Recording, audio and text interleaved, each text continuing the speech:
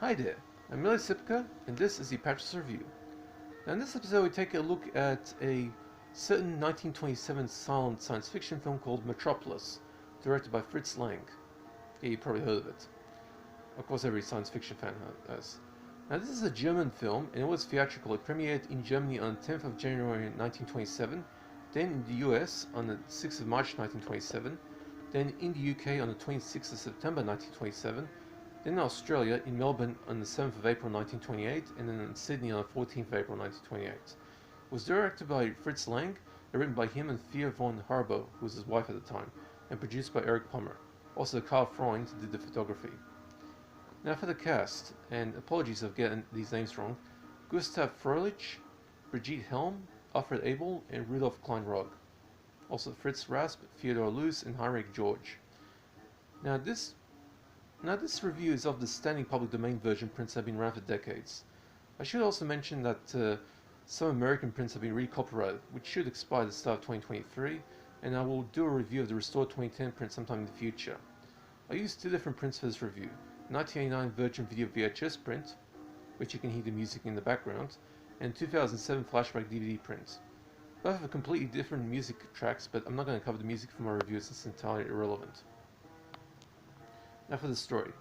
In the year 2026, a massive city known as Metropolis exists thanks to the industrialists running the show high up in the ivory towers, while the working class endure heavily bruising 10 hours per day shifts in the bowels of the city, tending to some of the most ridiculously designed machines ever depicted in the science fiction genre. The workers' kids are cared for by Maria, a gentle woman who is the closest the workers have to a messiah. When Maria leads a delegation of children to the offices of the city's mayor Joe Fredersen, his son Freder runs into Maria and begins to wonder what life is like down in the bowels of the city. He sneaks down there disguised as a worker and is almost worked to death trying to work a standard 10-hour shift. Meanwhile, the mad sorcerer Rotwang, who is seething at the loss of his wife Hel to Joe years before, decides to use the female robot he's designed to replace his late wife to be disguised as Maria, and sent to trick the workers into overthrowing the city. As the robot triggers a Marxist uprising using her impressive erotic dancing skills, the real Maria teams up with Freder, who happens to be in love with her, to stop Rotwang and the robot bitch. This 1927 science fiction epic made in the era of the short-lived Weimar Republic of Germany, which existed during after World War I, before World War II, is undoubtedly the most famous silent film of all time, and one of the very few that has still been screened today. But despite having earned itself a revered place in minds and hearts of many critics as a masterpiece, Metropolis is not the masterpiece many take it for. In fact, this thing is, aside from its impressive visual effects, massively overrated to a somewhat ghastly degree. I will use the 2010 restoration print for my other review of Metropolis in the future, but for now we'll just do the public domain version. It's a dry run, and to offer a point of comparison by examining these prints, since most film fans out there, in fact roughly 95% of Metropolis fans will have encountered Metropolis through these public domain prints. So here goes. In the standard public domain prints of Metropolis, the heavily applied religious and Marxist elements are amplified to an absurd extent. In fact, save for the awesome for its time visual effects and very clever production design technical skills, everything from forced perspective shots to using modified mirrors and early generation Mitchell cameras from the US, and they use Mitchell cameras because those things at the time were the steadiest cameras ever, to enable effects to be achieved. This film is unrelentingly silly and stupid.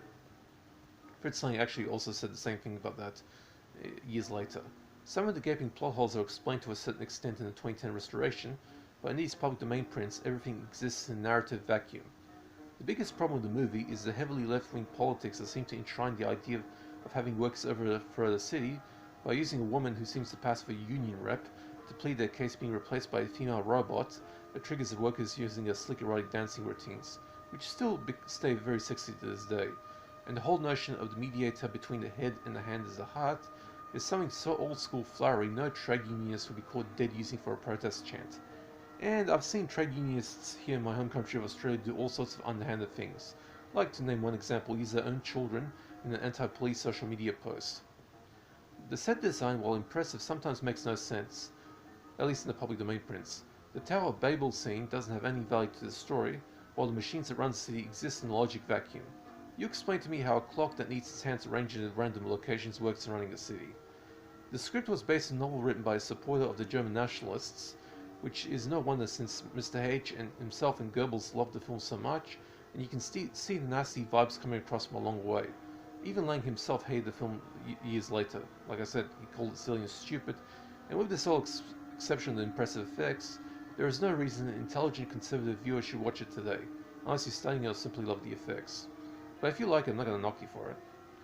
The public domain's prints of Metropolis get a C, 4 out of 10, strictly average.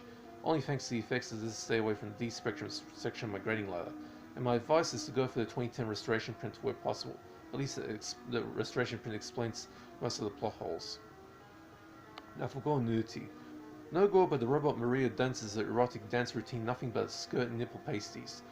Since some public domain prints have been transferred from VHS, they're so hazy that Maria looks like she's not wearing anything at all on the top during that dance. Okay, so that's basically the review for the public domain prints of Metropolis. Like I said, I'll talk about the 2010 restoration print next year.